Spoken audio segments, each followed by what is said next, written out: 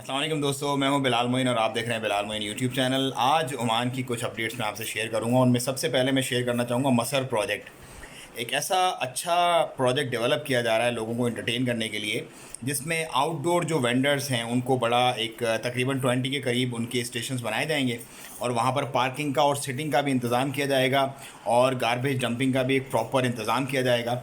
तो बहुत सारे लोग जो चाहते हैं आउटडोर अपनी एक्टिविटीज़ करना, मतलब खाने पीने से रिलेटेड, उनको बड़ा ही एक अच्छा और फंटास्टिक किस्म का वेन्यू मिलने वाला है आने वाले दिनों में सल्तनत ऑफ ओमान में, अमारात में। तो जो फूडीज़ हैं ओमान के, उनके लिए यकीनन ये मसर प्रोजेक्ट जो है अमारात में काफ़ी वैल्यूएबल होगा और वो इसे ज़रूर इन्जॉय करेंगे। और इस तरह के प्रोजेक्ट्स होने चाहिए ताकि लोग हैप्पीली इन्जॉय कर सकें अपने तमाम मामलात को। अच्छा, एक बड़ी इंपॉर्टेंट अपडेट है और वो है कतर एयरवेज़। कतर एयरवेज़ का जो रेवेन्यू है वो बड़ा जंप कर गया, मतलब अनबिलीवेबली, अनएक्सपेक्टेडली बहुत ज़्यादा हाई चला गया है और तकरीबन 146 के करीब डेस्टिनेशंस भी उन्होंने एडप्ट की हैं मज़ीद। मतलब बहुत फंटास्टिक जा रहा। और अब वैसे भी फ़ीफ़ा हो रहा है और फ़ीफ़ा पे तो फिर यकीनन सारे मामलात चलेंगे। स्पेशली आपको पता, ओमान से भी फ़्लाइट चलेंगी डेली बेसिस पे जो फैंस को लेके जाएंगी कतर, और कतर एयरवेज़ के तो वैसे भी फिर वारे न्यारे हो जाएंगे। तो आने वाले सालों में मेरा ख्याल है, एक्सपेक्ट किया जा रहा है कतर एयरवेज़ का रेवेन्यू जो है वो मज़ीद जंप करेगा। अच्छा, जितने लोग भी प्लान कर रहे हैं अपना ट्रैवल पाकिस्तान, इंडिया, बांग्लादेश या जहाँ भी सल्तनत ऑफ ओमान से इस ईद बकरा ईद की छुट्टियों में, क्योंकि एक्सपेक्ट ये किया जा रहा है कि इस दफ़ा छुट्टियां काफ़ी आएंगी, क्योंकि कुवैत ने ऑलरेडी 9 छुट्टियों का ऐलान कर दिया है।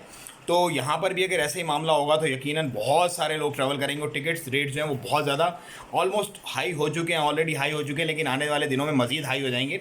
तो आप लोग वेट ना करें, अगर आपने जाना है तो बेहतर है अपनी टिकट्स अभी से करवा लें, वरना आपको अच्छी खासी चट्टी लग जाएगी। अच्छा, एक और बड़ी इंपॉर्टेंट, मैं जितने भी आउटडोर मेरे भाई लोग काम करते हैं, जो लेबरर्स हैं स्पेशली गर्मी में, मैं एक डॉक्यूमेंट्री देख रहा था। बहुत ज़्यादा आप लोगों ने केयर करनी है, बहुत ज़्यादा ख्याल करना है। हार्श वेदर है, बहुत ज़्यादा डिहाइड्रेशंस वगैरह हो जाती हैं और लोग जो है वो एक तो यंग एज में बहुत ज़्यादा काम करते हैं और स्ट्रेस वगैरह आता है, और जो ये परेशानी होती है ना गर्मी की, उससे हार्ट अटैक्स भी हो रहे हैं, अचानक वाले जो हार्ट अटैक हो रहे हैं। मैं देख रहा था बीबीसी की एक डॉक्यूमेंट्री, कतर में, बेसिकली कतर के लिए उन्होंने बनाई हुई थी। वहाँ पर जो एक लेबरर होते हैं आउटसाइड, तो वहाँ पे भी आपको पता है सेम, ऑलमोस्ट सेम ही वेदर होता है। तो यहाँ वाले लोग भी बहुत ज़्यादा ख्याल रखें और स्पेशली सुपरवाइज़र जो हैं वो ज़्यादा लोगों को, जो जो गवर्नमेंट की तरफ से दिया हुआ है वक्त आराम करने का, उसमें लोगों को आराम करने दें, उन्हें ना तंग करें। क्योंकि देखें, वो भी अपने बच्चों का रिस्क कमाने आए हुए हैं यहाँ पे, अपना सब कुछ छोड़ छाड़ के। ठीक है, मज़दूर हैं, गरीब हैं, लेकिन इसका मतलब ये नहीं है, इंसान तो है ना। तो उनको जो राइट है गवर्नमेंट की तरफ से दिया हुआ, उस राइट को पूरा अवेल करने दें। उनको आराम के टाइम में उनको आराम करने दें, ताकि जो काम का टाइम है उसमें वो खुल के मेहनत करके अपना काम कर सकें। क्योंकि बहुत सारे ऐसे लोग हैं जो कि फोर्स करते हैं, इंसिस्ट करते हैं आराम के टाइम में भी काम करने के लिए, विच इज़ नॉट गुड। क्योंकि देखें, वो अगर खुदा न खास्ता उनको कुछ हो जाता है तो उसकी फैमिली को आपके प्रोजेक्ट ने, आपके काम ने नहीं पालना, उसकी फैमिली को उस बंदे नहीं पालना है।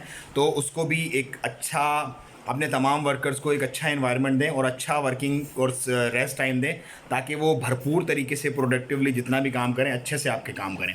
मुझे दें इजाज़त, दुआओं में याद रखें अपना और अपना बहुत ख्याल रखिएगा। अस्सलाम वालेकुम रहमतुल्लाह।